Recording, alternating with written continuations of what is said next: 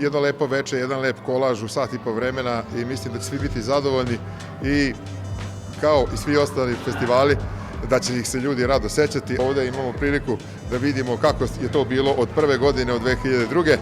pa do današnjeg dana u fotografijama i plakatama koje su obeležile svaku godinu, obeležili su jedno vreme, obeležili su, boga mi, 2 decenije i sada ulazimo u 3. Program će biti šarolik, imamo nekoliko mladih autora, Lenu Hrvoviću iz Novog Sada, Marko Križanović iz Subotice, tu su operski pevači iz Novog Sada, Femina Vox, hor Irene Kovačev. Jedan ozbiljan period u kome su mogli da se predstave mnogi mladi umetnici i po prvi put nastupe ovde.